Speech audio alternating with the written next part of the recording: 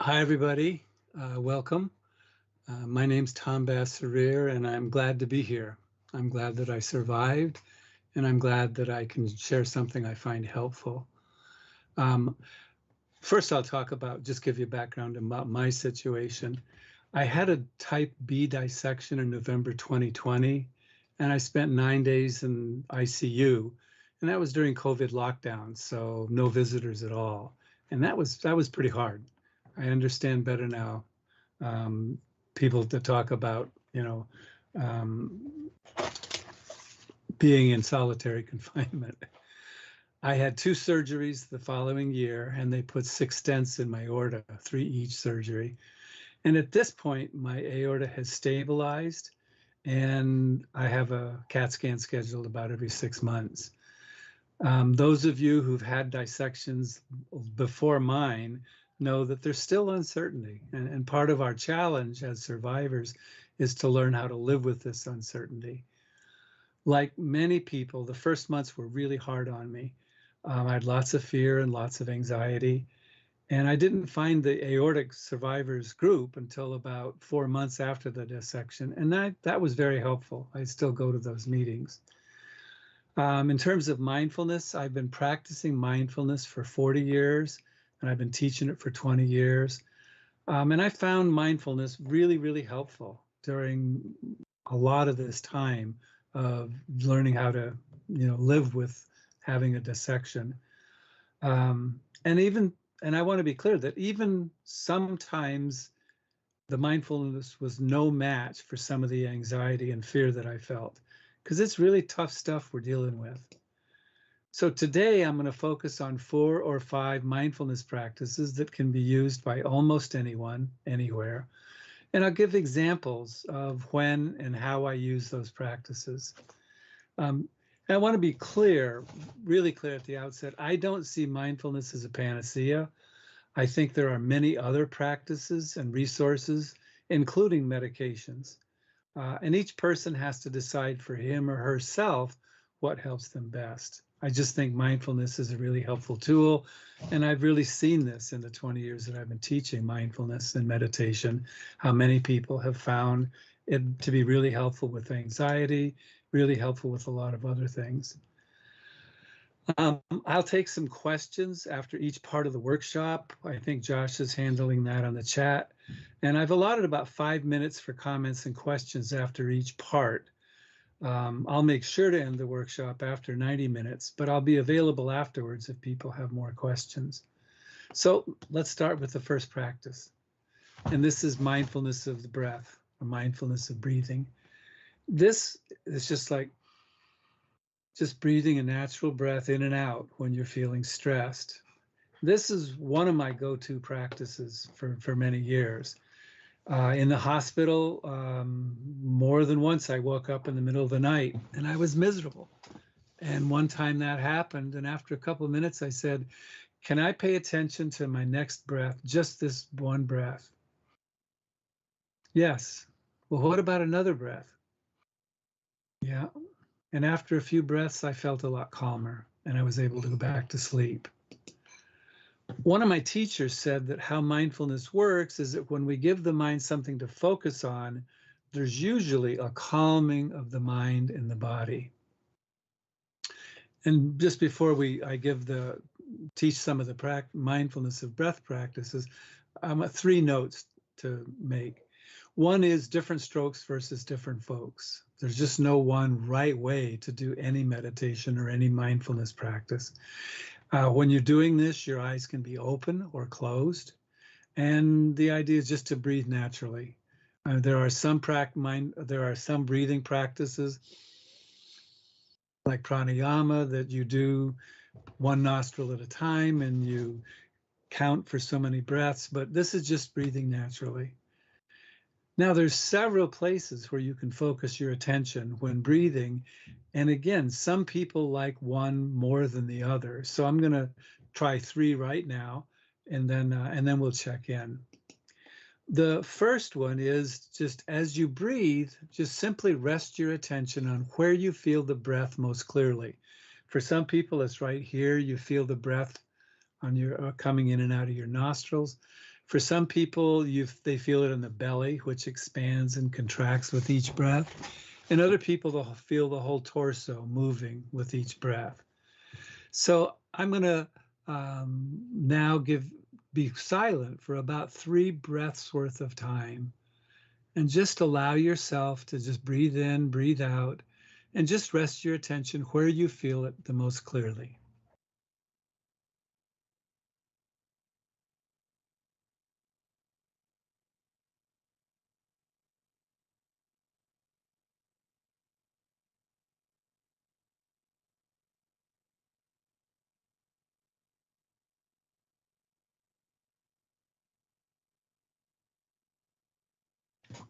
And so that's one way that a lot of people, when they say they're practicing mindfulness of breath, that's where they focus. Another way to practice this is when you breathe in, just feel, just allow yourself to feel this is life-giving oxygen that's coming into my body. And when you breathe out, just feel that natural relaxation that comes when we exhale. It's like, since we're all in different places now, you can actually make noise when you breathe out. So again, 3 breaths worth of time. If you like the first one, you can do that again. Or if you want to try this one, just again, feel that this is life-giving oxygen as you breathe in, and as you breathe out, just feeling yourself exhale and relax.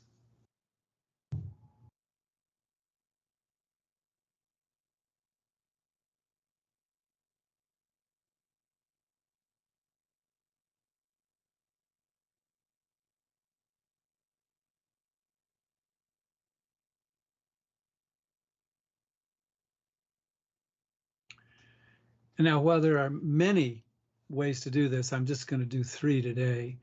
Another alternative that some people like better because it's simpler for them is just as you breathe in, just think in, or in breath.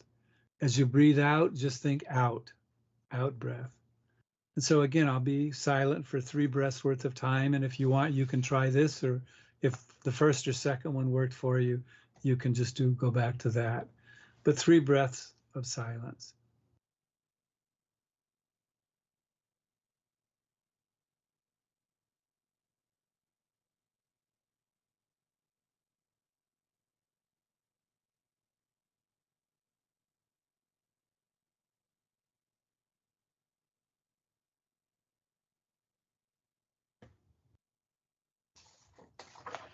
Okay, so now we'll take a few minutes for some check-in.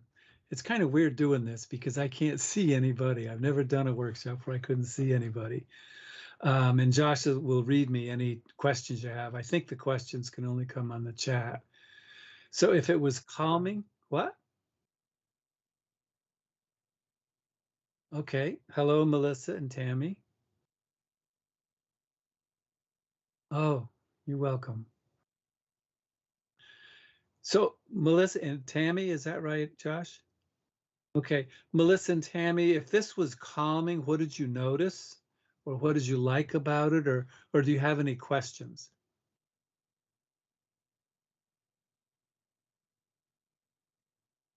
Yeah.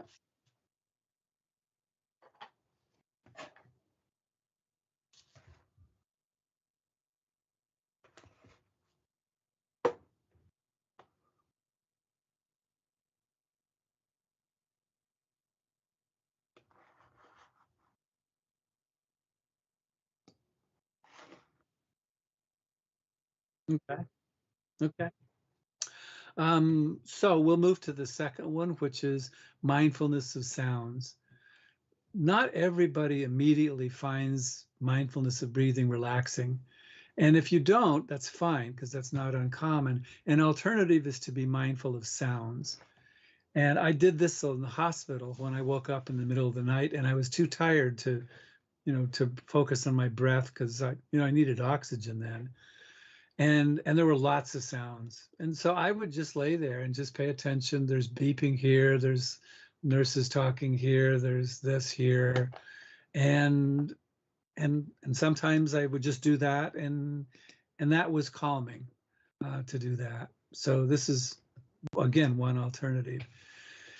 So we'll do this in just a second, where I'll be quiet for 30 seconds. And during that time, simply pay attention to sounds that you're noticing. And again, with different strokes for different folks, you can stay with one sound, like a bird song or an air conditioner, and you can just notice, how does that change during the 30 seconds? Or if there's several sounds, you can devote a few seconds to this sound, and then this sound, and then so on. And so I'll be quiet for 30 seconds. And and if you really like the mindfulness of the breath, you can stay with that instead of doing the sounds now. Again, different strokes for different folks. So I'll be quiet for 30 seconds and just see what you notice when you're paying attention to sounds.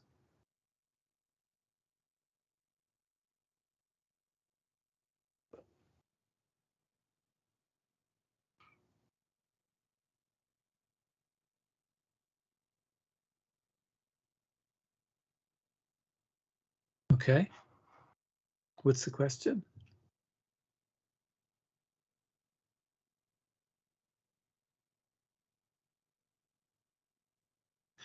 Thank you, Aaron. That's a good question, because I was too. I mean, one of the things that as I've written about the dissection, I remember saying that one night I panicked because I just felt like I couldn't get my breath, and I couldn't find the call button, so I just started yelling. But it was scary, and so that's why I said sometimes I was too tired to practice the mindfulness of breathing, and so I would just be mindful of sounds. Um, and sometimes that calmed me down to the point where I wasn't gasping for breath anymore. But yeah, that was really scary for me too, because I just couldn't get my breath at times.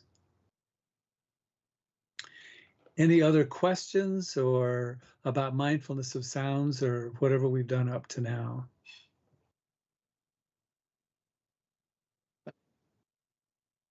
Yeah, I was going to get to that in the next one, but I'll do that right now. If you get lost in thought, that's fine because it just means you're human. Like I said, I've been meditating for 40 years. I've never known anybody that just gets zoomed in and the mind totally stops. And so when you realize, wow, I've been lost in thought for a while, spaced out, the first thing to do is smile because it means you're just human. And the second thing to do is just go, okay, back to the breath, back to sounds, back to whatever I was doing. That's really what the practice is. It's not how good can you get concentration, is can you learn to just be okay with what's happening right now? And actually, I want to segue from that question to the next part, because that's where I was going to talk about what mindfulness is and isn't. So just like I just said, mindfulness is not about stopping the mind. It's about bringing a curious, open-minded attention to what is happening right now. And this enables us, when we have that curious, open-minded attention, this enables us to see more clearly what's happening right now. And that doesn't happen when we're resisting, when we're suppressing, when we're doing this. In this case, mindfulness is like swimming in water that's murky, and the mindfulness helps to clear up the water. Um, there's a quote by a man named Viktor Frankl that many of my meditation teachers have used. And he was a survivor of Nazi concentration camps and an author and a psychologist. And his quote was that between stimulus and response lies a space. In that space lies our freedom and our power to choose a response. In our response lies our growth and happiness. So we live a stimulus response world. Actually, most of the time it's stimulus react. Somebody says something snarky to you and boom, it's like, shut up. That wasn't very helpful. You have a thought, oh God, my next CAT scan is coming up in a few weeks and I'm starting to freak out. And that's your reaction. Okay. And when I can catch myself, when anybody can catch themselves, oh, I'm caught there. You just take a slow breath, and that breath creates space and time for me to remember I have choices. Instead of saying, please shut up, or that wasn't helpful, I have other choices how I could respond. If I'm starting to freak out, oh, I have other choices than just freak out now. I can call somebody, I can ask somebody for help. I can do lots of things. And so that's really what mindfulness is. It's like right now, what's happening with my breath. Okay. I'm just curious. I wonder, how is my breath right now? And we'll do mindfulness of body next. Um, and so then one other thing I want to say is that the difference between mindfulness and meditation, because they're not the exact same thing. Mindfulness is when we get better at and we practice being curious and open-minded about what's happening. Meditation is when we practice mindfulness for a chunk of time. And so the goal for me in this workshop and when I teach mindfulness, it's not to get people to meditate more. It's to be able to practice, to get better at being mindful more often during the day. And meditation is one way to enhance your mindfulness, but there's other ways too, like taking yoga or Tai Chi or, drawing, painting, other times when you're naturally kind of quiet and you're focused.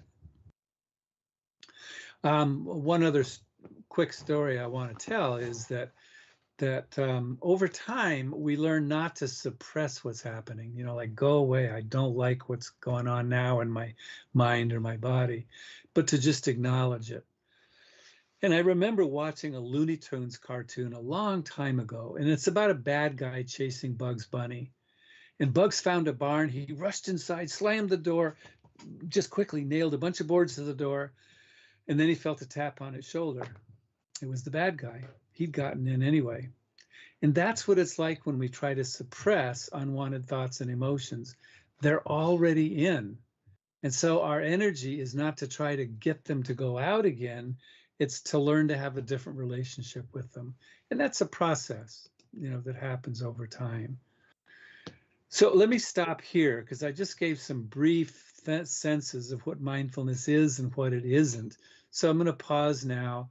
And Josh has said there's about a 10-second lag on the chat. So this gives time for anybody to make a comment or ask a question.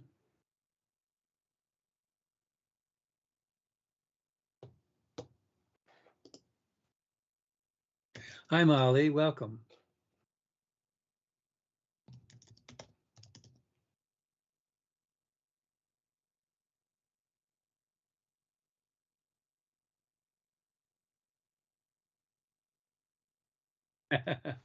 Thank you, Josh. So the next one is the mindfulness of the body. Now, again, I want to repeat, mindfulness of breathing. I know a lot of people who've been doing mindfulness for years or meditation for years. And when they sit down to meditate or practice mindfulness, they just pay attention to their breath, and that's fine. I know also a lot of people that the one they like more is mindfulness of the body. And this is also known as a body scan. So in the classic body scan, we move our attention from our toes up to our head by regions of the body. For example, feet, ankles, shin, calf, knees, thighs, the bottom of our torso, the lower back, the upper back, the back of the shoulders, and so on through every part of the body. And a full body scan takes about 15 to 20 minutes, though sometimes it's taken me 45 minutes because I just got into it. Well, one of the times I used the body scan was on the ride in the ambulance to the hospital, because at first they wanted to medevac me by helicopter, but the helicopter wasn't flying. So then they said, you got to do an ambulance, which takes an hour and a half. And then I thought, this must be really serious. So when I was laying in the ambulance, strapped in, I thought, yeah, I might die now. I was pretty scared. And so I did the body scan, and there were lots of sensations to notice. The shock absorbers were terrible on the ambulance, and it was really bumpy, like a pickup truck. I was freezing because it was November, and I live in New Hampshire, and my body ached. But I kept doing the body scan, and like the question asked earlier, my mind would wander too. My mind would wander, I hate this, God, how long am I going to get there? And then I go, okay, back to the body. And then back to the body. And it was really amazing. I did have quite a few moments during that ambulance ride of just, this is where I'm at now. And if I hate it, it just makes it worse. And so I was able to just do that gentle body scan while I was in the ambulance. So because the full body scan takes 20 minutes or longer, here I'll do a shortened body scan. And we're just going to focus on some common touch points, like the bottom of your foot. In each case, I'm going to name a part of the body and ask you to bring that kind of curious, open attention to what you're noticing on that part. And there's lots of possibilities. For example, when I have my attention on my body, sometimes I feel tingling, sometimes pulsing, sometimes, like especially on the bottoms of my feet, warmth or coldness, sometimes itchiness. Some parts of the body have an achiness to them. Sometimes I feel pressure, like with the bottom of the foot. You might notice the pressure of your foot on the floor. And sometimes you notice nothing. It's just blank. It's like, well, I know I have a left foot, but I can't feel anything now. And it's all okay, And so we'll stay on each part for about 2 breaths worth of time. And getting back to the question earlier about mind wandering, that's generally long enough to actually register what's happening, but it's short enough that the mind doesn't wander as much. So again, we'll start this now. So you might, if you want to adjust your position, you can. And then just allow your attention to move to the bottom of your left foot. What are you noticing right now? And I'll be quiet for 2 breaths, each part of the body.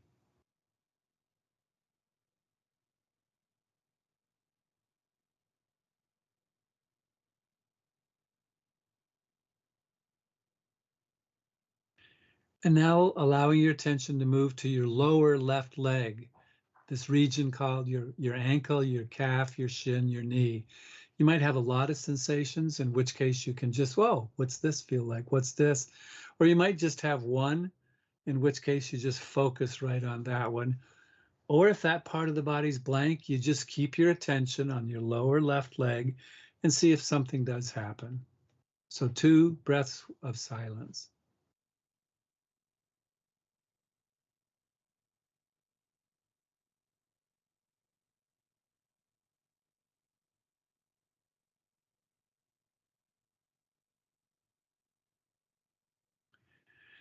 And now we'll just move our attention to the upper left leg, the region from the knee all the way up the hips, the thighs and the hips, and just anywhere in that region. Just what are you noticing right now?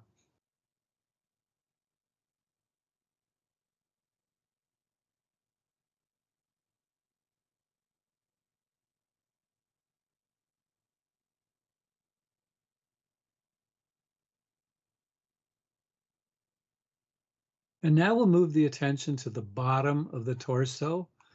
You might be feeling the pressure of your bottom on the chair, but you might feel itching. You might feel a lot of things. So a couple breaths to see what you notice on the bottom of your torso.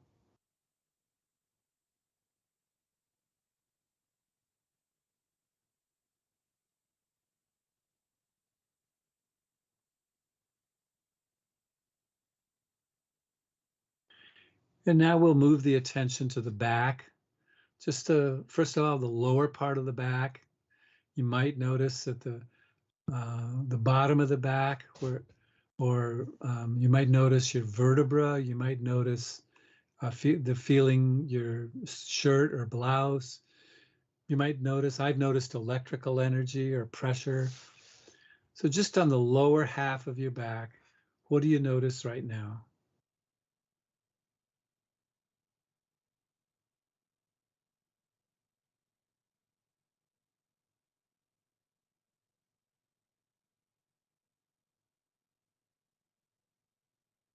And now we'll just move our attention to the upper half of the back, your ribs, your shoulder blades, the tops of the shoulders. And sometimes people feel discomfort or even pain when doing a body scan. And if that happens, you just, as you're doing this, as you breathe out, you just allow that natural relaxing. And if there is any discomfort, see if you can just not hate it. And I'll talk about that more later. But right now, the upper half of your back, what are you noticing now?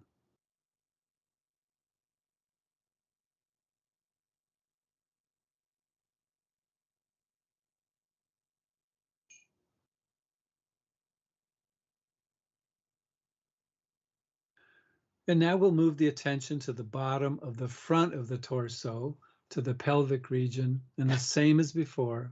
Just 2 breaths. What are you noticing right now?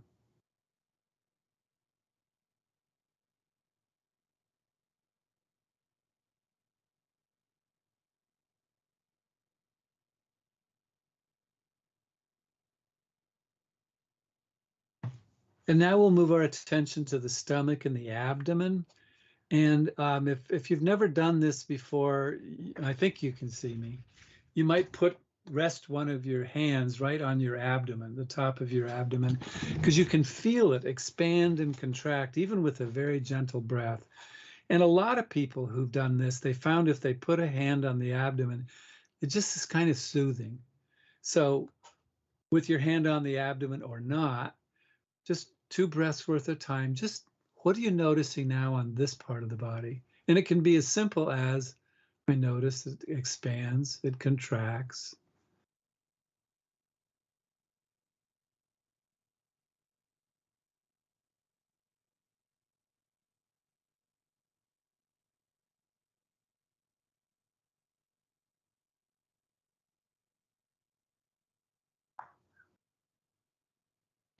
And now move the attention to your whole chest area. And the same question, what are you noticing now here? Lots of sensations, few sensations, no sensations, blankness, just whatever you're noticing now is what you're noticing now.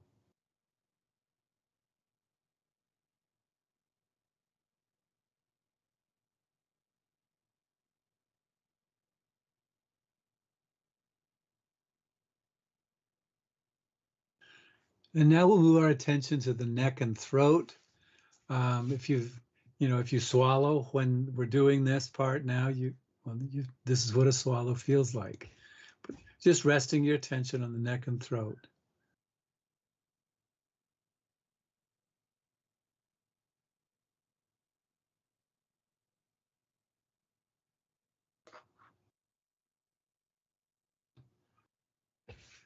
Okay, now we're going to bring the attention to the left hand. You have palms, the palms of your hand, you have fingers and the backs of the hands. So in that whole region of the left hand, what are you noticing? And it could be moisture. If it's hot where you are, you might notice sweat. That's a sensation. So there's lots of possibilities. 2 breaths, what are you noticing now?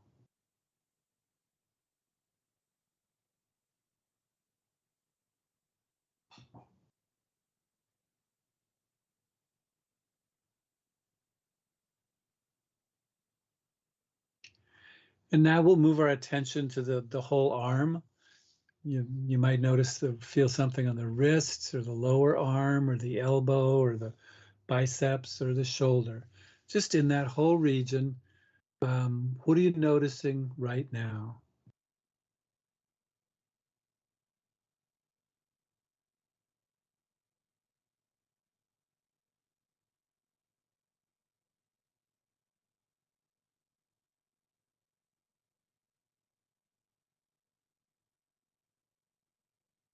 And just a reminder, we're just noticing. We're not doing anything. We're just resting our attention and just paying attention to what's happening right now.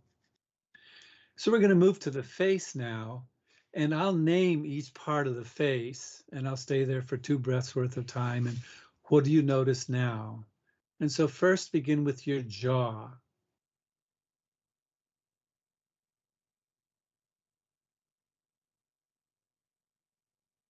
And now I'd like you to consciously relax the jaw, like whatever. And now, does it feel any different when you've consciously relaxed the jaw?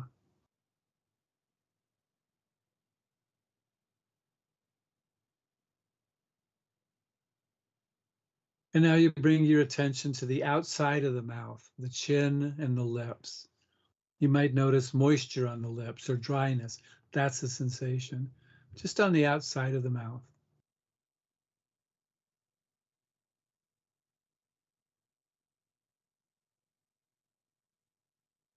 And now the inside of the mouth, your tongue, gums, teeth, and just see where your tongue is. If your tongue's on the top of the mouth, let it relax. A lot of people that are tense a lot, the tongue's up there, but it's meant to be just when it's relaxed, it's just laying on the bottom of the mouth. So 2 breaths worth of time for what you're noticing inside the mouth.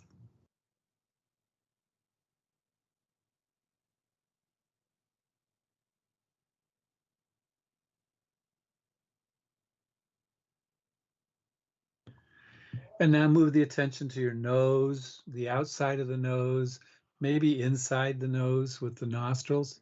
What are you noticing now?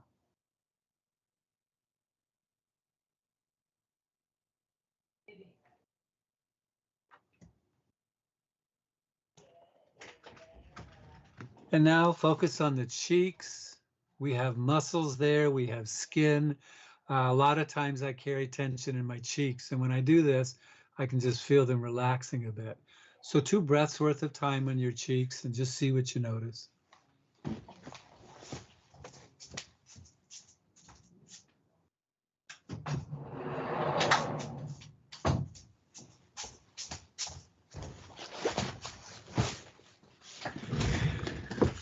Okay, so I had to leave. My wife's on the phone with my daughter, so I closed the door. And so now your eyes, there's all sorts of parts of your eye. You have eyelashes, eyebrow, eyelid, the eyeball, but without labeling all that, I just wanted you to know that's everything. What are you noticing on your eyes now?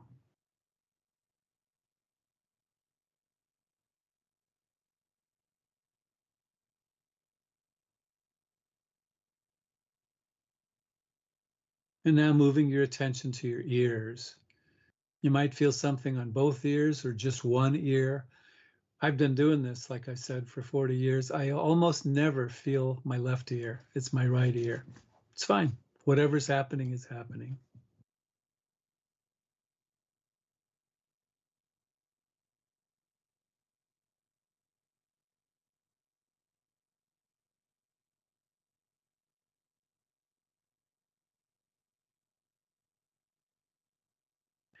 And now your forehead. If it's hot where you're at and there's a fan, you might feel the wind, the air passing over your forehead. But there's lots of sensations that are possible. So what are you noticing on your forehead?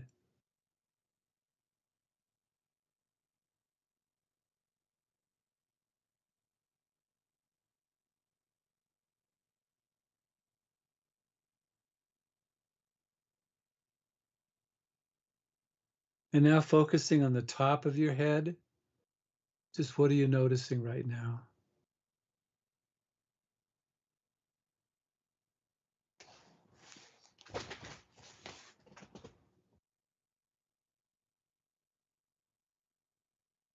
And now focusing, now that we're done with this small body scan, just focusing on your whole body, just this felt sense of your whole body sitting here now.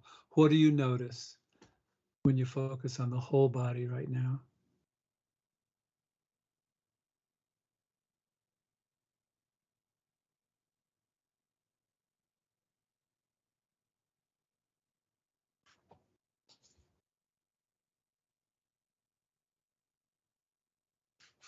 Okay, so that's the body scan. Um, what I want to do is do a check-in. And again, this is the first time I've done this without even seeing the people or can't hear anybody. So what I'd like to do is modify this now. And I'd like everybody, if you're willing, to just type 1 or 2 words. What are some things that you noticed, sensations you noticed on your body? 1, 2, 3 words, and I'll wait. And then Josh can read those to me.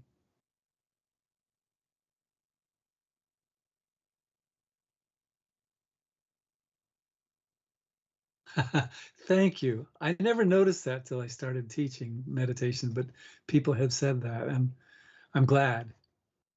because I've had meditation teachers that had a really grating voice.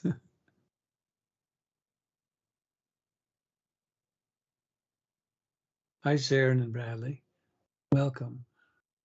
Oh, for Sharon and Bradley, this is going to be Sharon Bradley. Oh, this is going to be on the Aortic website, and also the notes that I made for this, I will put on my own website, and I'll give that to you at the end of the workshop.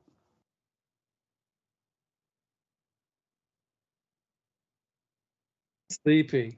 Yep, sleepy is really common. If you get sleepy, you can open your eyes, you can stand up and go like this, open the window. So it's not just we have to stay in one position. Other things that people noticed?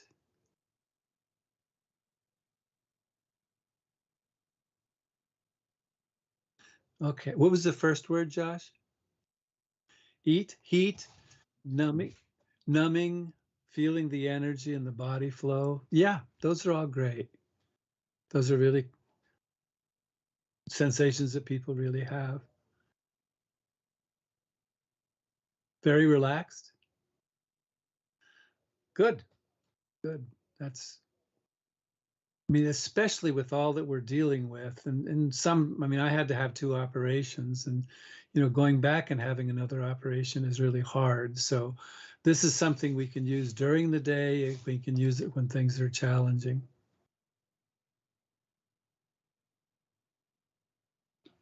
Any other chats, Josh? Okay. So one of the comments I made when I said sometimes you feel discomfort or pain and not hating it. And this really is a key point, especially for people like us. I taught, I've done workshops like this all over, and I taught at Keene State College for many years. And so I would do workshops in classrooms. And so one workshop I was doing, we did a long body scan for about 20 minutes. And when I mentioned the same thing, if you feel something that's uncomfortable or painful, can you just not hate it? Can you just relax when you relax on the out breath? Just see if you can relax the body a bit, but not hating it, because hating it makes it worse. So we did the whole body scan, and then I had questions. And this one woman, she raised her hand and she said, "Wow." She says, "I went to the gym yesterday for the first time in about 4 months." She was a college student. And she said, and I was an athlete in high school, but I got really busy and I haven't been to the gym. And so I really kicked my butt. Man, I just really did a workout. And I woke up this morning and my whole body aches. And when you said body scan, I just thought, oh my God, no way. And I was hating it, just like you said. But once you said, can you stop hating it? I stopped hating it. I just said, what is it like now? What if I go past the word, oh, I'm so sore here? Well, what does soreness feel like? And when she got into that curious, non-judgmental, that curious, open-minded, she said her pain went away. It was still uncomfortable, but uncomfortable is different from really painful. And so that is just such an important piece, because a lot of the times, I mean, an example of when, of not in mindfulness, but people have probably noticed, um, if you live in a place with more extreme climates, sometimes the weather, you just hate it. Like it's 90 degrees, it's hot and it's humid and you don't have air conditioning, and you just wake up and you go, I'm going to be miserable today. Or conversely, it's the middle of the winter, big snowstorm, below zero, really cold, you got to go to work.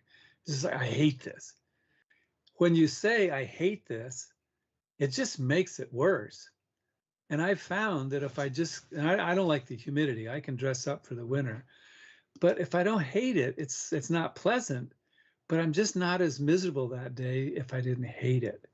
So that's a big piece of the whole mindfulness equation, as it were. Any other questions, Josh, on the chat? Tingling. Yeah, that's my favorite one. I love tingling.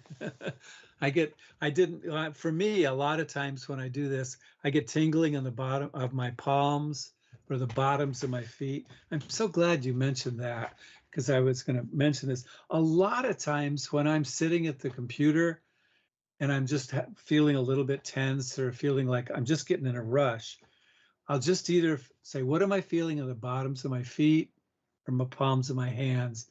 And I'll feel that tingling, which is kind of sweet. And I just do that for 2 or 3 breaths worth of time, and then I go back to my work. But the tingling or pressure, there are just so many sensations. So the next meditation that I want to teach is called Loving Kindness and Compassion. It's a classic meditation that you can do. If you do it as a meditation, you might do it for 20 minutes, but you can do it for 5 seconds. You can do it for 1 minute. You can do it when you're on the subway or on a bus or somewhere. Nobody's going to know you're meditating. They'll just think you're daydreaming, but you're just doing this.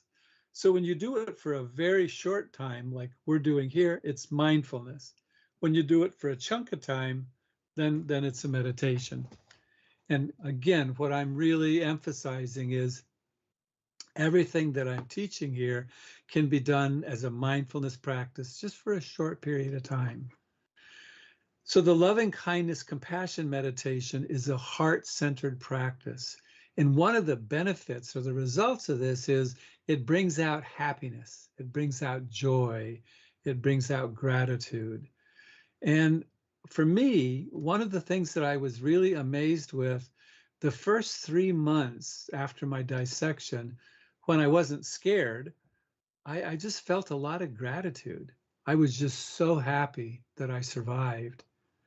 And, you know, since the dissection, I've had 2 grandchildren born, and I got to hold each one of them. And I just bawled. It's like I lived. I got to feel this. And I was grateful for people that were supportive and helpful. And I take more joy just in little things like smelling a flower, or, you know, seeing a beautiful, you know, sky outside my window or walking on the path. So the intention with this practice is to connect to this energy we call an energy of love, an energy of kindness, an energy of compassion. And that's always available to us. And it's just amazing. I'll tell one story. After my second operation, I was in the hospital again, back in ICU, because the doctor was worried, which scared the hell out of me. He says, I'm nervous that you might become a paraplegic. You might, there could be a surge of spinal fluid, and in that case, it would flood your body, and then you're a paraplegic. So to prevent that, we're going to do a spinal drain. He said, we have to stick a needle right in your spine, like an epidural, but we're going to have to keep it there for 2 days. And we're going to drain a lot of your spinal fluid out. So if there's a surge, no problem. So that meant I couldn't get out of bed for 2 days. I really wasn't supposed to do much movement, just gentle movements. So, and was still during COVID. Oh, no, my wife could be here during the day, but not at night. So the next morning I woke up, it was 4:30. It's like, shit. Oops, excuse me. It's like, damn, I hate this. Because I can't move. Like, all I can do is call my nurse if I need to, but you know, nothing's really wrong now. And so I thought, well, I'll meditate. So I did some breathing, and then I said, well, let me do a body scan. And when I did my body scan, I just practiced feeling grateful. I'm grateful for my chest, for my lungs. I'm grateful for my aorta that's patched up now. I'm grateful for my legs that I can walk. And after about 30 minutes of that, I just laid there and I was literally in bliss. It blew my mind. In that moment, I was like, I'm fine right now. I'm alive. I survived the operation. No problem so far. Yeah, I'm fine right now. And I've experienced that before the dissection at times. And I've read since then that some people that have had, you know, a meditation or a spiritual practice, that during times of really huge hardship, you know, like, you know, heart attack or stroke or stuff, they just had moments where they just felt perfectly blissful. So the loving kindness meditation, the compassion meditation can do that. So here's an overview of this practice. First, I'm going to have you focus on somebody you care about, and then I'll say phrases, and you'll direct these toward that person. May you be happy. May you be peaceful. May you be free, or in this case, may you be free from suffering. And then I'll ask you to focus on yourself, the same phrases. This time it's may I be happy, and so on. And then I'll have you focus on what's called a neutral person, and I'll explain that during the meditation. And then you'll focus on somebody you know who's struggling. They might be struggling with somebody you know that's had an aortic dissection, or might be a physical challenge, financial hardship. They've lost a friend, somebody. And so when I say these phrases, I'll say them out loud, and you can either repeat them yourself, to yourself silently, or you can just allow yourself to feel that energy flowing toward that being. And we'll have about one breath's worth of time between each phrase. So we'll start by bringing your awareness to somebody you care about, maybe even love, somebody who makes you smile. Like when I think of my grandson, I smile. And it could be a pet, because a lot of people have this unconditional love from their pet, and that's who makes them smile the most. And so that's wonderful to do that. So allowing yourself to pick one person or an animal that makes you smile when you think about them. And now I'll say the phrases slowly. So directing these phrases toward that being. May you be happy.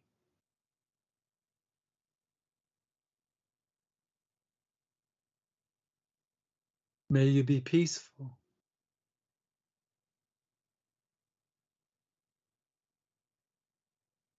May you be free from suffering.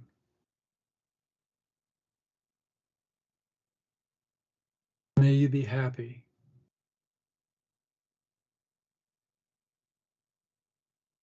May you be peaceful.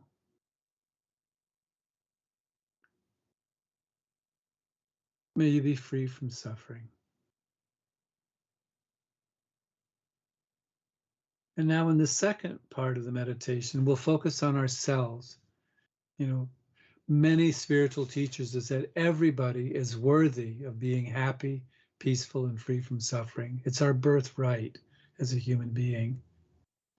And so I'll say the phrases, and then you can repeat them silently if you want.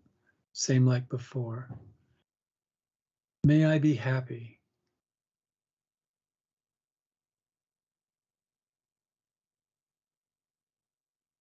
May I be peaceful.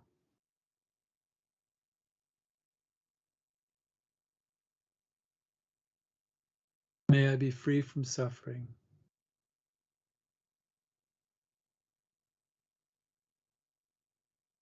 May I be happy.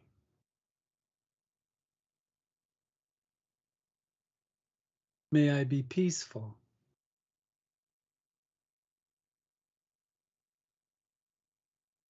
May I be free from suffering.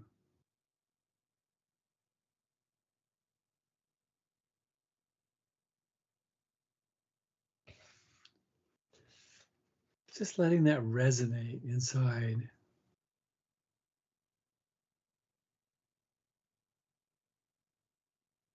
The next part is to focus on somebody you hardly know at all. This is a neutral person. It might be a neighbor that you barely know. It might be the person delivering your mail. It might be somebody at work. It might be somebody at a store, a clerk a store that you frequently contact. But the intention here of this part of the meditation is to get our focus beyond just ourselves and our friends. It's like everybody has these same desires, and this is an aspect of perspective.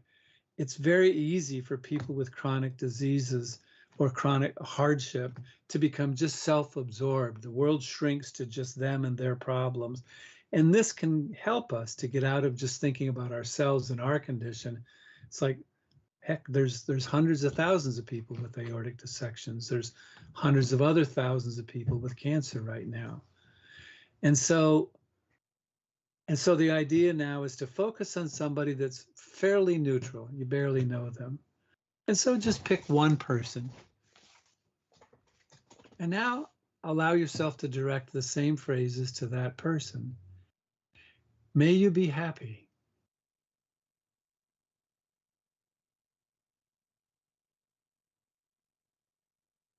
May you be peaceful.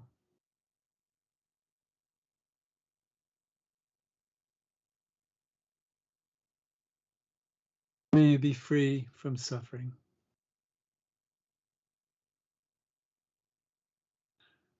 May you be happy. May you be peaceful. May you be free from suffering.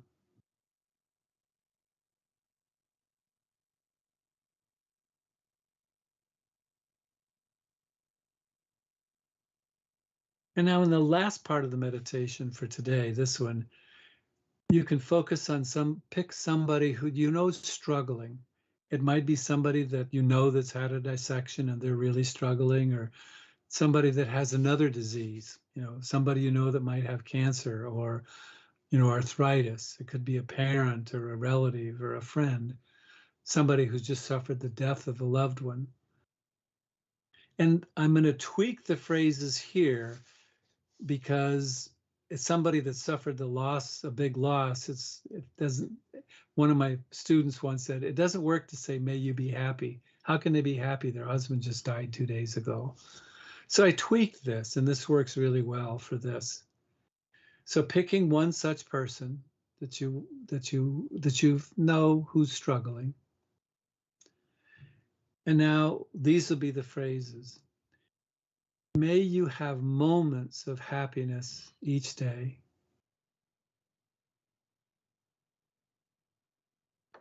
May you have moments of peace each day. May you have moments of freedom from suffering each day.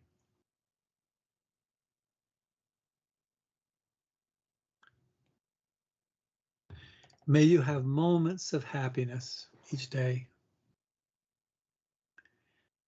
May you have moments of freedom from suffering each day. May you have moments of peace each day. And just letting yourself resonate with what's arising now.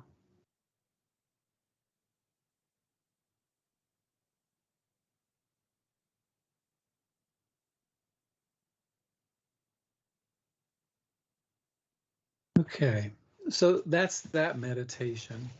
There have been many times when I was really, really upset or concerned. I would just say that to myself. May I be free. Sometimes I just repeat one phrase. May I be free from suffering. Right now I'm suffering. May I be free from suffering. Or after I get out of the aortic um, monthly meeting of with the aortic survivor, sometimes I'll just sit there for a while and I'll think of somebody who told a really poignant story and they're still struggling, and I'll just say this for them. And that sense of compassion just expands ourselves, and it invites more happiness and joy and gratitude for us. So I want to stop right now and take some time to, I'd like you to, if you're willing, to just type in a sentence that says, how do you feel now after doing this loving kindness, compassion practice? And it's everything's possible. You might feel calmer, you might feel filled up, you might feel like it didn't do much for me. It's just whatever did you notice, but it's helpful because I'm just talking to my computer now to just what's going on with you with this. And you can ask questions too and make comments. Hi, Velda. How are you doing? I remember you from our monthly group support meetings. Oh, okay.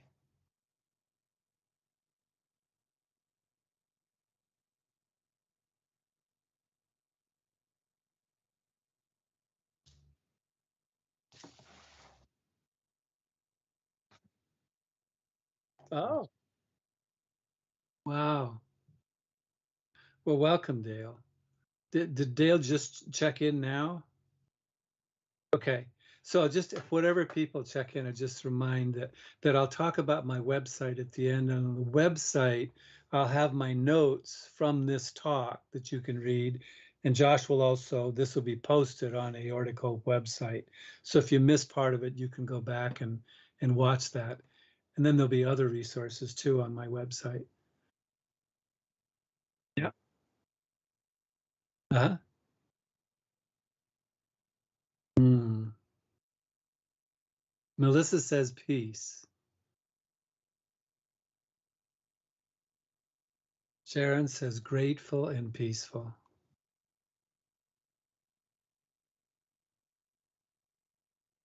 Karen says filled up is a good thing. Good phrase. Yeah. Velda says, I feel happy to be here.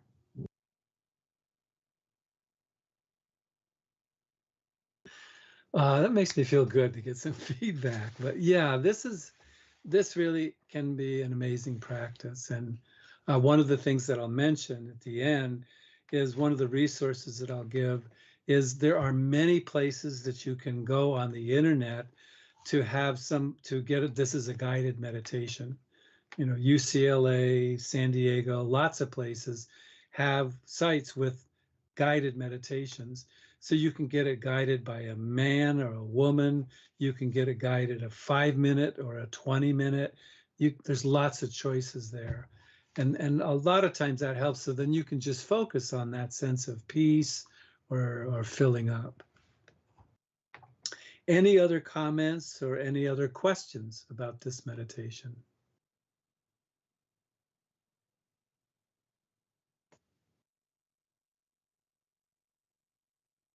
Oh, thank you. Somebody said you are doing amazing, Tom.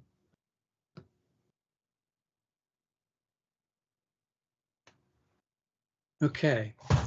So the next practice, the last one that I'm going to teach tonight, is called Mindfulness of Thoughts and Emotions. It's actually a more advanced practice. It's not generally done with beginners. When I've been trained to teach an 8-week mindfulness-based stress reduction course. And we don't even do this one until about the 5th week. But because this right now is a one-time workshop, I wanted to offer it. And then you can go on the internet and get guided meditations, guided meditation about thoughts and emotions. It is an incredibly powerful practice because, as I mentioned earlier, as we practice mindfulness, we learn not to fight or suppress those unwanted thoughts and emotions, but we learn how to coexist with them. We learn to let them be rather than fight them. And let them be means I'm allowing them to exist. I'm not liking them necessarily, but I'm no longer at war with them. Because really, when you do that, when you're doing this, you're really pushing away that part of you that really hates this. And you're saying, so now you're at war with yourself. That's the theory that psychologists have articulated. So it's really important to, over time, allow ourselves to go, this is how it is right now. And how can I be with this? And I've used this when I was anxious while waiting for a CAT scan or a surgery. And I used it for many of the scary times between the dissection and the operations when every little thing could scare the hell out of me. You know, I'd have night sweats and I'd be in a panic. I'd have pains in the chest. Anywhere, I'd be panicked. I'd get a fever at night. I'd have a weird sensation on my body that I've never had before. And it's like, okay. It's like, ah. And then it's like, wait a minute. And well, actually what I used, and this is in this meditation, I go, this is just a thought. It's not a fact. Thoughts aren't necessarily facts. This feeling won't last forever. You know, and the next day, you know, I was like, okay, this is a new day. I'm not sweating right now. I'm not doing this. And, you know, and I called my surgeon too. I said, what's going on? I just sweated 3 times last night. I woke up soaking wet and had to change my shirt. So how this meditation works is you start the meditation by focusing on whatever mindfulness practice was most helpful. You might, for example, you might start by just breathing in and breathing out. And when we do this, I'll do this, say, I'll let a couple minutes of silence go, just breathing in, breathing out. Or you might like sounds. So you'll just start by, I'm being aware of sounds. Or you might have liked the body scan. So you might say, well, let me start. What do I feel in the bottom of my feet? And now let me just move up the body slowly and see what I feel as I move up the body. Or you might do the loving kindness meditation. May I be peaceful. May I be happy. May I be free. And when you're doing this, your mind's going to wander. Everybody's mind wanders. And when your mind wanders due to a thought, first acknowledge that kindly. Because again, that's a part of you that doesn't want to do this, because we have lots of parts. So when I'm doing this, I'm doing this breathing, and all of a sudden the thought comes, any thought, I just go, hi, I'll acknowledge it. And then I'll go back to my breath or my body or the sounds or loving kindness. And that's always an option when you're doing very simple mindfulness practice. You picked your thought focus, whether it's the breath, the body, sounds, loving kindness. And whenever your mind wanders, you smile because you're human, and you just go back to what you were focusing on. You're just spending some time just breathing because it's relaxing after a while for a lot of people. Or you just spend some time on the body scan. You just spend some time with sounds, or you do loving kindness. And you say, I'm just going to keep going back to that. When your mind wanders and you realize my mind wandered, the second choice is to say, wow, instead of pushing that, instead of acknowledging the thought kindly and then going back, say, welcome the thought. Say, okay, go ahead. So in that case, literally, you just stand back and you observe the thought as it continues, and sometimes it actually leaves. And one of my teachers said, do this as if you're watching a movie where you're not the star. Leonard Cohen once said that his life became a lot easier. He said, my life became a lot easier when I stopped needing to be the hero of my own drama. And going back to, you're watching a movie as if you're not the star. This came from another one of my teachers.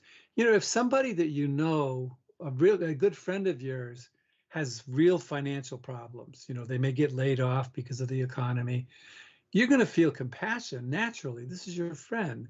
But it's like you feel compassion. But if the same exact thing happened to you, it's like, this is horrible.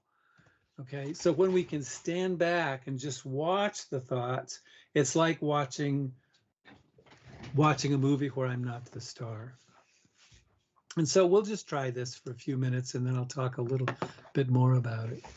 So the way to start this meditation is you pick, either say, I'm going to focus on breathing, however that worked, or you're going to focus on the body, or you're going to focus on sounds, or you're going to practice, just say the loving kindness phrases. And start with that, and I'll be quiet for a minute. Whoops, I'll just remind you, you have two choices. When a thought, you realize that your mind went away, you can just go back to what you were focusing on, or you can stand back and observe it. So I'll be quiet now for a full minute.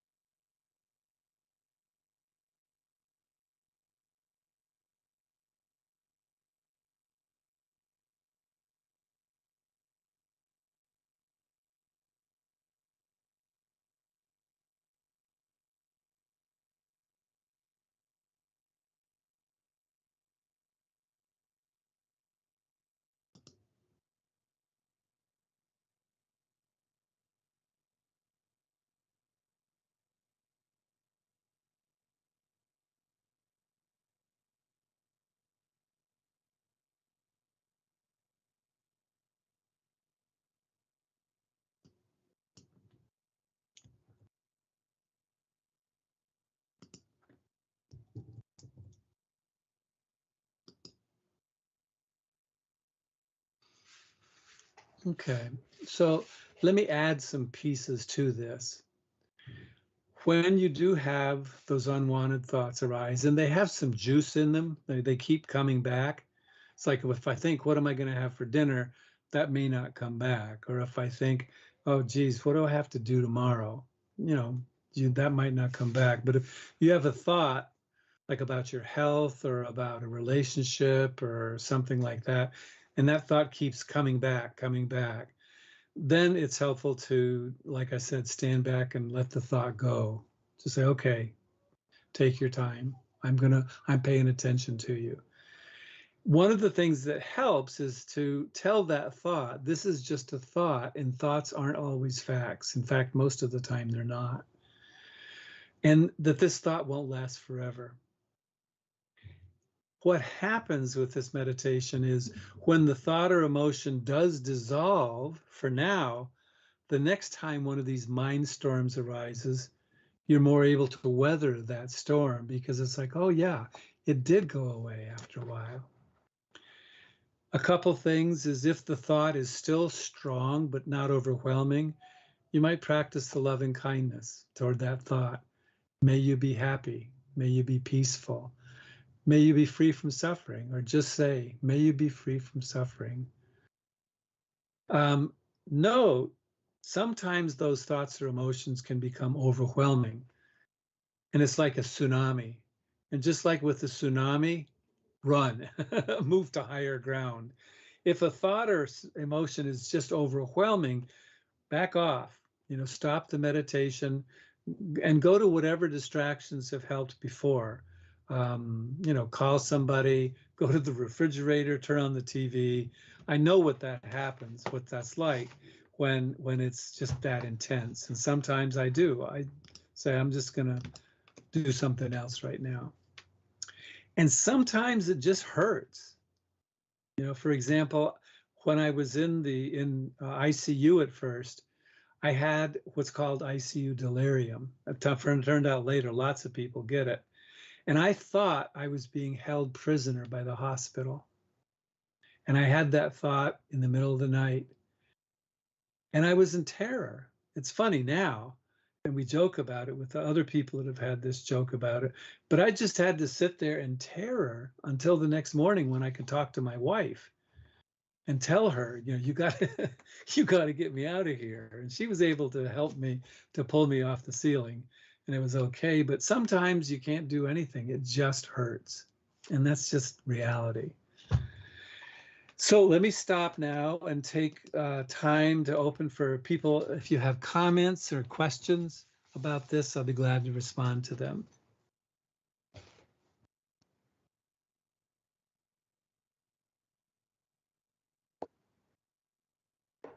Hi, Susan. Welcome.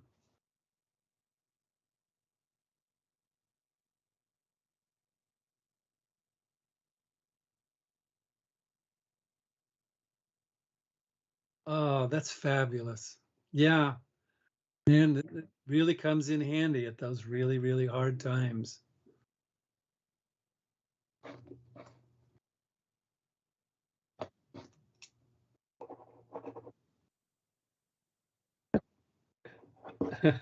Josh tells me on the chat that everybody loves my voice. I'm glad if I teach meditation that I have a soothing, calming voice.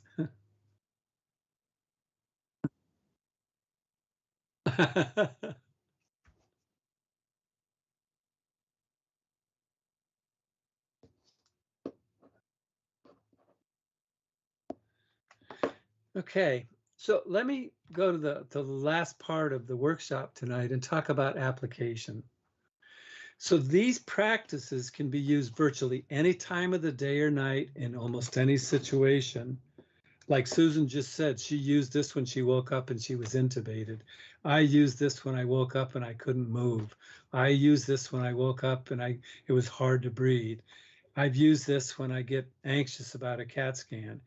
And interestingly, as you practice over time, I live an hour and a half from the hospital where I had my operation. And there have been some times where I'm going up for a CAT scan or going up for an operation where my wife's driving and we're just having a good time. It's a beautiful day right now. Right now, we're not in the hospital. And right now, this is beautiful outside. And then one time, like I said, one of the CAT scans, I said, sweetie, I'm starting to freak out. And she kept talking with me until finally I got in the hospital and had the CAT scan. And the doctor said, everything looks good.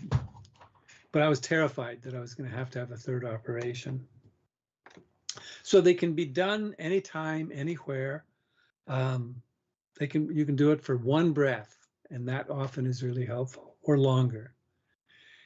Yeah, on my website in the resources, and Josh, if you can type my name in, it's just Tom, all lowercase, Bassarear. That's Bassarear. My ancestors came from France and Ellis Island. They made it phonetic. So it's bass like the fish, A, and then rear like rear end. A lot of fun with that name in high school, but it's okay now. So tombassarear.com. If you're on the computer right now, you might want to just pull up tombassarear.com. And if you do that, you're going to see on the top of the bar, it says, about Tom, and then it has resources and practices. And then at the far right, it says blog. And if you click on resources, one of the resources, it's just a bunch of them. And these are ones that I've taught, I've learned, and that have been really helpful to people. So it says strategies for mindfulness during the day. And these are things you can do during the day to just practice being more mindful. Because again, the goal isn't that you should meditate more. The goal is to remember to be mindful. Because when I remember, like Viktor Frankl says, when I remember in that space between stimulus and response, I realize I have all these choices. And then I can make choices that are better. And so one of those practices is to bring mindfulness to something you do every day. And this is in the 8-week course that I've taught. And I've talked with Karen, and I'm happy to teach this course. Karen was talking maybe about doing it in the winter online. And when I've done that course, I've charged for it, and I would do it online for free, just as my thanks to Aortic Hope for what they've done. And I told Karen I need at least 8 people, because it's like, when Susan said she did this when she was intubated, it's like, whoa, that's not just Tom saying this. Oh, you got to do this for 40 years to do this. It's somebody else that said this was really helpful. So it's comments and questions that happen. That's what makes it so powerful. So one of the things that we do in the course is we say, for the next week, bring mindfulness to something you do every day. For example, taking a shower, brushing your teeth. Some people have this real ritual about morning coffee or tea. So do that mindfully, putting on your clothes or feeding your pet. But the idea is something you do every day, to just do it more slowly, paying attention and feeling it, like with a shower, feeling the hot water, feeling it as you're soaping yourself. When you get out, feeling the towel, the softness of the towel. Because mindfulness, the power of mindfulness comes because it's an embodied experience. We're not in our heads so much. We're moving down into body awareness. And there's a lot of research now about how powerful that can be. So what'll happen is, if you pick one of these, then you start getting, it's a habit. When you take a shower, you go, yeah, I can be mindful. I can just be right here now, or brushing your teeth or whatever. And again, you pick whatever one works for you, just different strokes for different folks. Another practice is whenever you sit down at the computer, you sit down, you're ready to get on. It's like, just take a couple breaths. Most people notice their shoulders go down, the face softens. When I remember to do this, my body relaxes and I type better. You can use everyday occurrences as reminders to breathe. For example, some people that have been taught this, the phone rings, instead of going, oh God, just go. Just take a breath or two, or a breath or two as you're walking to the phone. Makes a difference. I use this when I'm at a store and I go to check out, like with the groceries, there's a line. Oh, wow. I can just breathe. Nobody knows I'm doing this. I'm just breathing, but I'm consciously breathing, just calming down my body. One of the people I taught this to said, I used to hate stoplights because I was always in a hurry. And now when I come to a stoplight, I go, oh, good. Okay, so lots of everyday things. When choosing passwords on your computer, everybody's got passwords.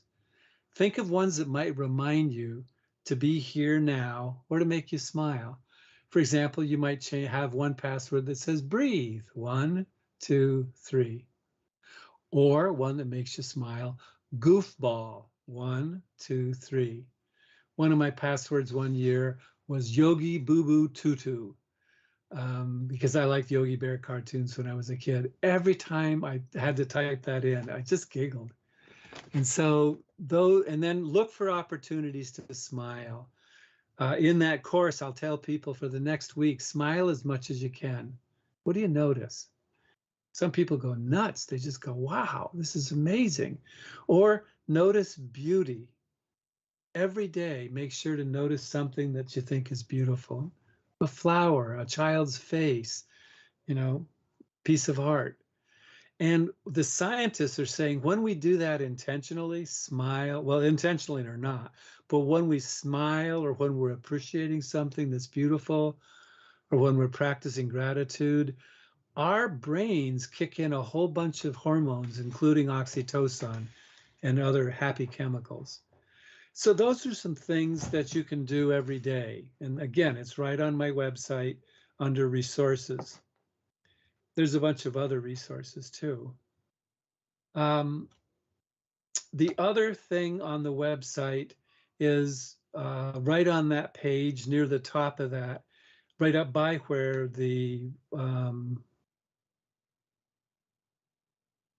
let's see, where the strategies for mindfulness during the day is called Resources for Mindfulness. This includes apps that you can have. Now, some of you may already have apps because these are really popular now. One is called Calm. One is called Insight Timer. One's called Headspace. There's a whole bunch of them. A lot of them are free with just a basic service. And then if you pay $3 or $4 a month, they have lots of other stuff, including guided meditations. I also have on that handout, on that file, guided meditations. I have a bunch of guided meditations on SoundCloud, and I have it. You can click right on there and get to one of my guided meditations. But lots of people have guided meditations, and so you can just pick and choose. With mine, they're each one of them is this tells you how long it is. But if you go to some of those other places, you'll find you can do a 2-minute body scan or a 5-minute or a 10-minute or a 30-minute body scan where it's guided. And you can play around and see what you like. And then, like I said, right at the bottom of that page where it says for other populations, right now I have the latest draft of my workshop tonight, of my notes. It's about 7 pages of notes.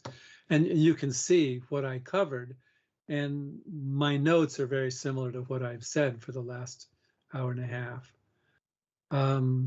So let me just check in right now, give some time. We've got 10 minutes left. Are there any questions about resources, stuff that I mentioned? Pardon? Huh? Melissa says, OMG, your website is so full of positiveness. Thank you, Melissa. I put a lot of time into that website, and it's good to know that people are making use of it. Other comments or questions?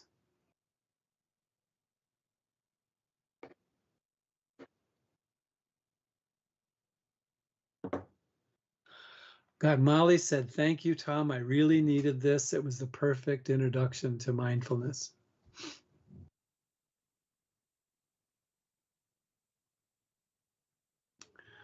Like, Can they hear you, Josh? Okay. Josh says he'd like to know about the morning ritual. Like, what would you like to know?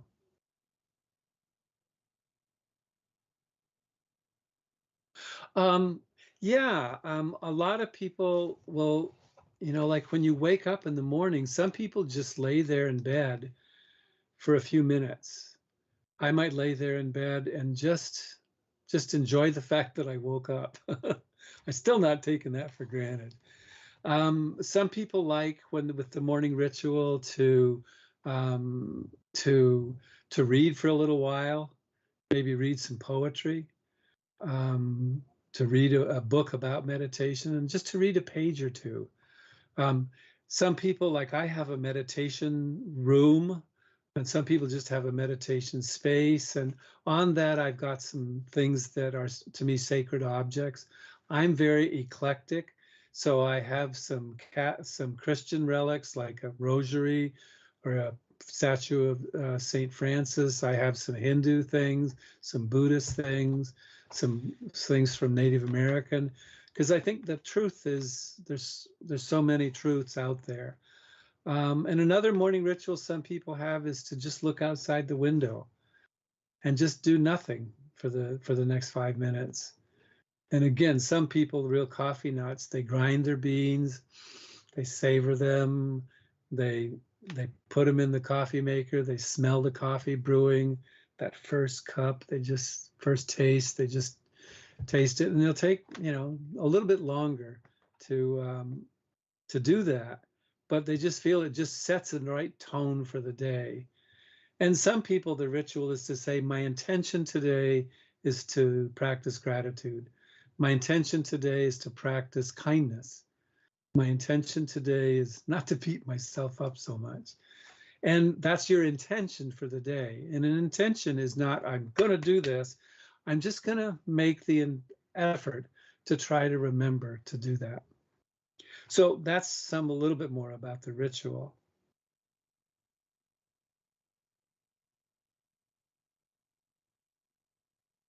Veldis is absolutely wonderful, thankful.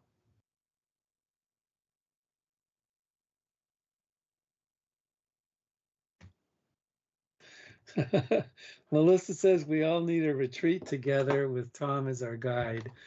That retreat will happen online.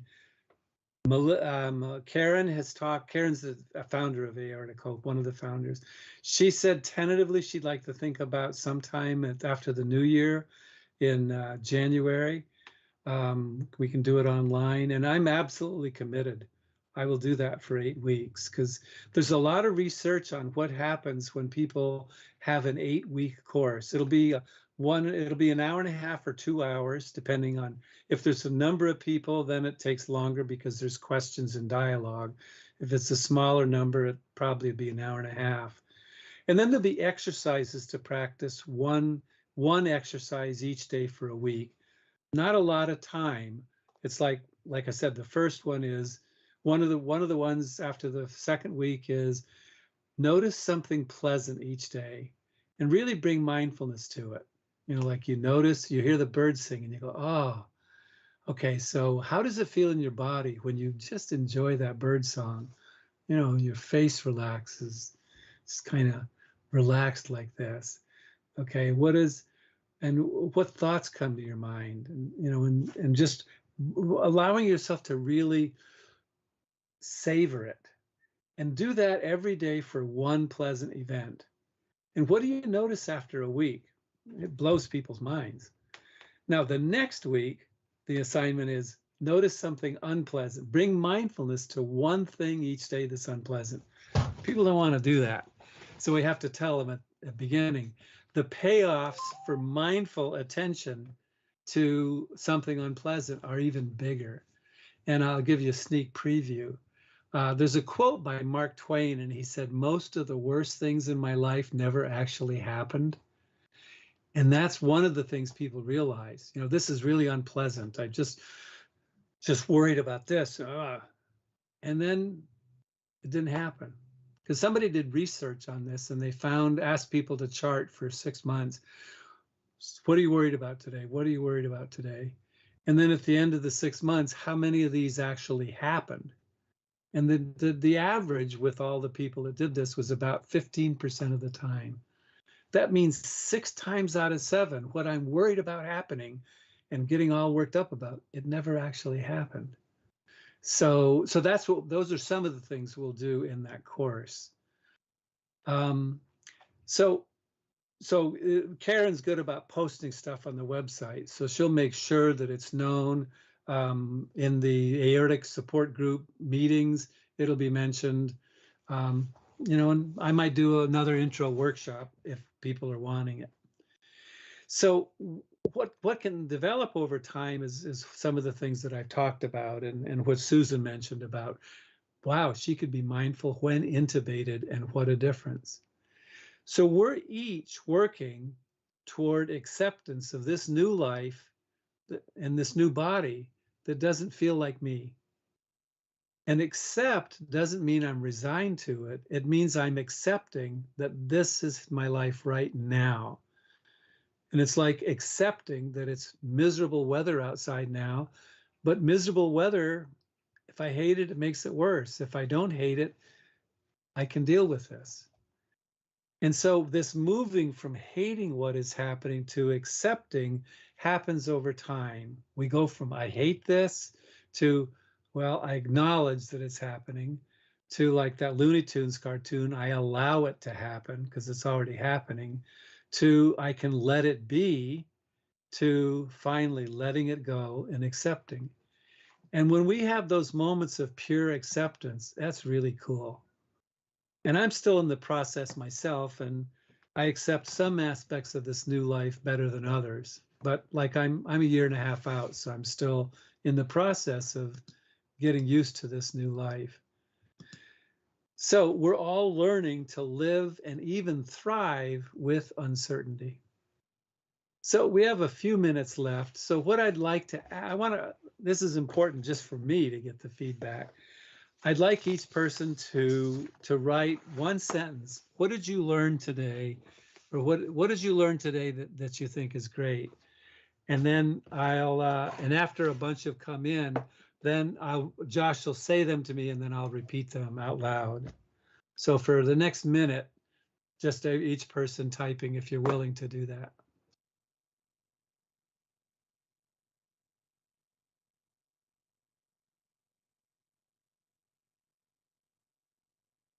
Oh, thank you, Josh. This was hard. I was like, I can't see anybody. Nobody can talk, but I've taught for a long time, so I'm glad.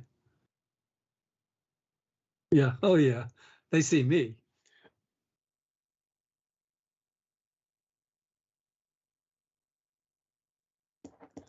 Okay. Molly says the body scan and she's got a smiley face.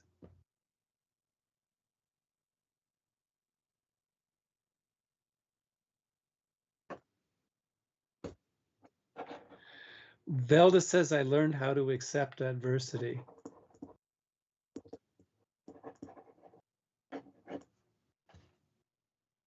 How? Velda, can you say more?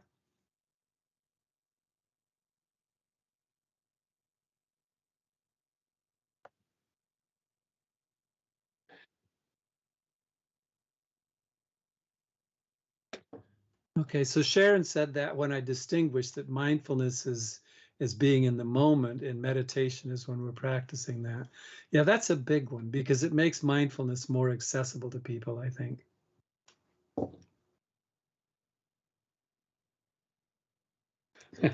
Velda says you're a wonderful and perfect teacher. Molly says what Sharon said.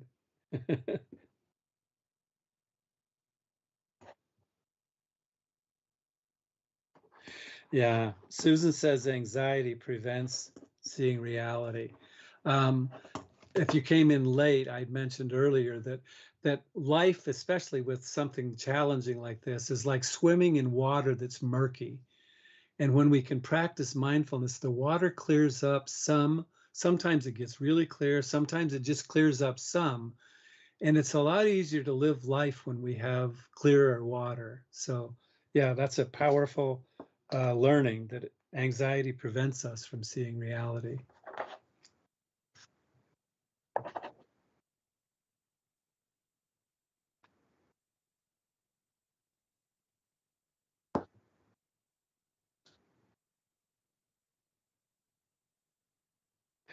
Melissa says from the blog she learned about people, a person struggling, and I think you said she practiced loving kindness toward that person.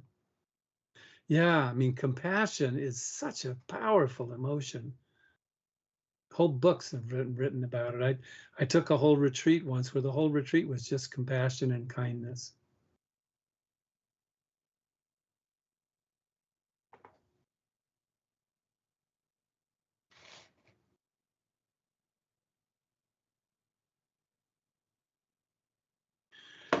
Oh, probably. Josh asked me how long it took me to make the website. It probably took about 6 months,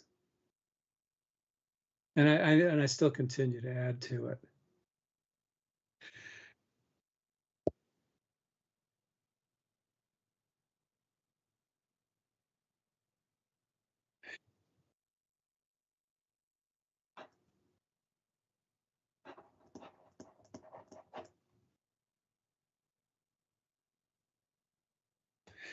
Okay, I think Melissa said that anxiety can take over the body too.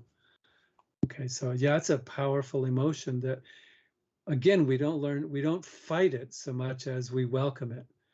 You know, because when I'm anxious, I'm saying Thich Nhat Hanh is this wonderful Vietnamese teacher who died recently, but one of the best teachers I've ever studied under. And he said, when you're feeling anxious, he said, welcome that part like you'd welcome a younger brother or sister. Imagine yourself as a kid, younger brother and sister who's crying and say, come here, sit by me. We can breathe together. And so that anxious part of me, I can say, oh, come here, old friend, because I've been anxious all my life. I've had that. I say, come here, old friend, anxiety, come sit with me. I'm not at war with it, and that allows it to clear up.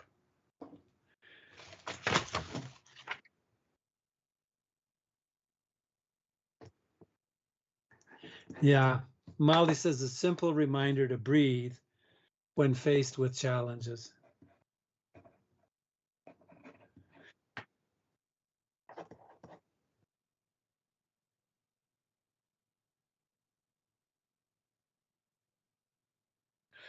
Velda asked, do I notice my energy becoming stronger? And the answer is yes and no. I still have a small fraction of the energy that I had before the dissection. Um, with my last CAT scan, my surgeon said that we can reduce some of my meds and that should bring me energy. But one of the meds was reduced. The carvedilol which is a beta blocker, was reduced a week and a half ago. And I feel a little bit more energy. I feel more physical energy, but not more emotional energy. And that might just be that I'm still having some grief about the dissection or some post-traumatic stress. And I did some therapy for a while with that. I might need to do that again because it might be that there's parts of me that are just depressed still because of what I've lost. So that's still a work in progress. We are all works in progress.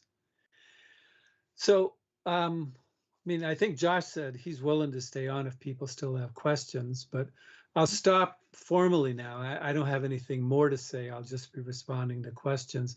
But again, if you go to my website, which I think Josh has put in into the chat, and just check to make sure you can get on, it's got my email address.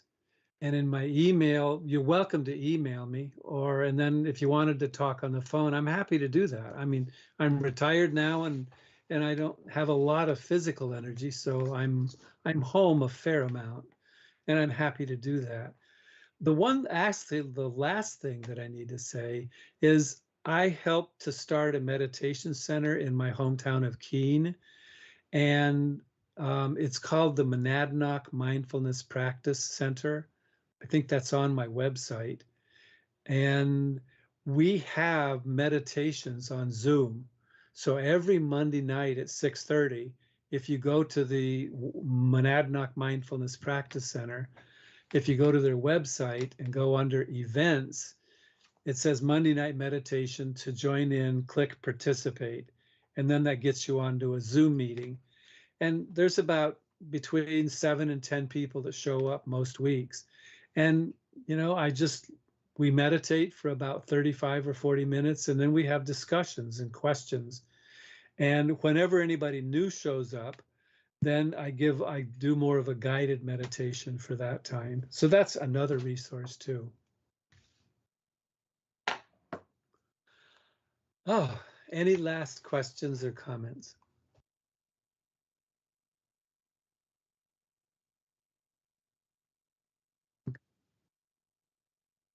To set what up? Oh, Josh asked how long did it take to set up that website? That took a long time because we had to design it and get all the technical pieces going, and that was the hardest part. But I had some assistance there. But then putting the resources into it, you know, that was fun. So I did that over time, and like I said, we're still continuing to add to that website.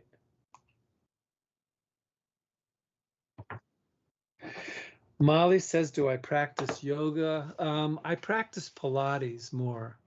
Pilates, my Pilates teacher incorporates a lot of yoga stuff, but the Pilates is really helpful for a lot of core work. I shied away from some parts of Pilates and yoga, like the plank and some of the abdominal things. I was just scared to death about dissecting. But my surgeon told me, as long as I don't hold my breath, if I want to do planks or if I want to do, you know, crunches, the Pilates yoga type, just do them. Just make sure I'm not holding my breath. So my intention is to do Pilates more and more often, but I go to a once a week class.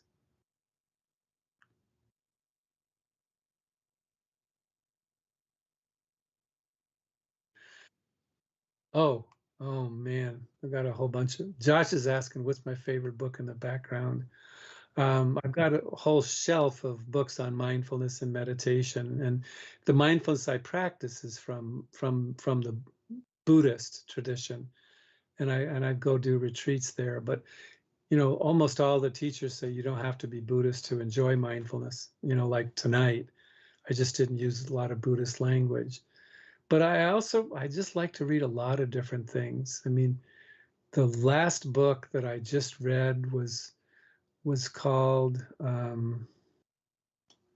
was it called? Covered with Night, which was the Native American phrase for morning. And it turns out that in 1720, some settlers, trappers, accidentally, they got in a fight with an Indian they were trading with, and they killed him. And it was like everybody was really nervous because at that point, the settlers and the Indians were really trying to get along. And the settlers, the British government at that time said, hey, we'll arrest them, we'll try them, and we'll hang them if they're guilty. And the Indians said, no, that's not how we work. We believe in what's come to be called restorative justice. We don't want you to kill them. We don't want you to we don't do jails either. We really rehabilitate people. And it's like, if there's a process to make the process whole again, you know, it's some compensation or some redressing of that. But it was just a fascinating book because I've known about restorative justice before, but to see that history of that was really fascinating.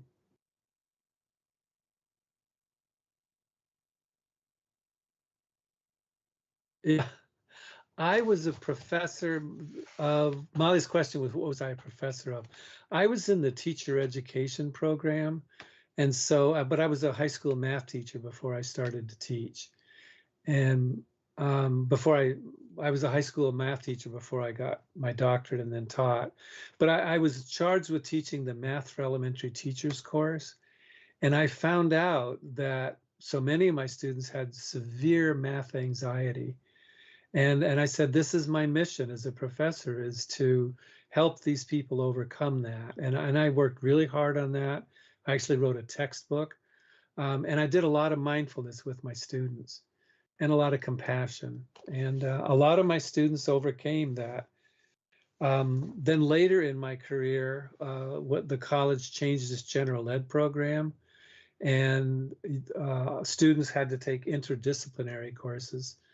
And so I created one interdisciplinary course called Opening to Other Ways of Knowing and Being, where I wanted to expose my students to here's different ways, there's different beliefs about medicine or about justice or about education in schools. And because people tend to be closed to new ideas, I taught them mindfulness, because mindfulness is noticing the closing and then just saying open. And they didn't have to agree with me, and the students loved that course, and I just loved teaching it. But I did other courses too that had mindfulness in them, like a course that I did with a nurse on complementary medicine. So so that was really fun to really be able to teach mindfulness. And then the 8-week course that I'm teaching, that I hope to teach this winter with many of you, the college let me teach one of those every semester for students and every semester for faculty and staff. And that was just a ball. The vice president of the college took it one time.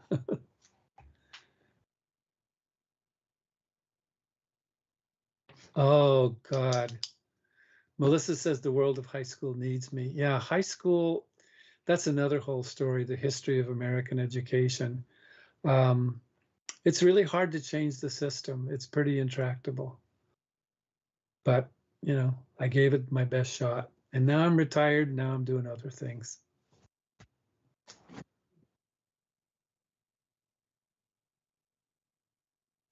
Josh says, did I see any similarities between faculty and staff during my workshops? Oh, yeah, lots of similarities. Everybody had a lot of anxiety. Some people were dealing with depression or dealing with hardships.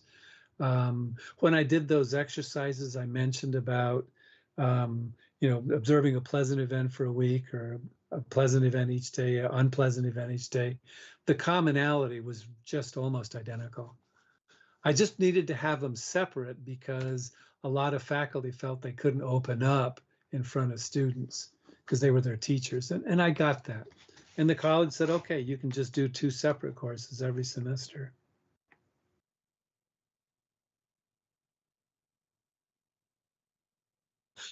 Oh, Melissa, I heard Melissa. Yeah, we were on the aortic support group. Yeah, we both have a lot in common with the educational system and how do you survive and thrive in a system that has some serious issues with it. Well, thank you, everybody. I'm gonna relax now. I've been working on that. I've worked a lot on this because I wanted to make sure the presentation was really tailored toward aortic survivors. So I'm going to go relax for a while now. But please feel free, like I said, you can email me, you can contact me. If there's interest, like I said, I might be willing, I think I'd be willing to repeat this workshop. And then the 8-week course, we'll look at seeing interest in that and then getting people to sign up at some point. But thank you so much. I'm really happily surprised that this worked as well as it did, given that I couldn't see anybody and that I could just get the comments through the chat.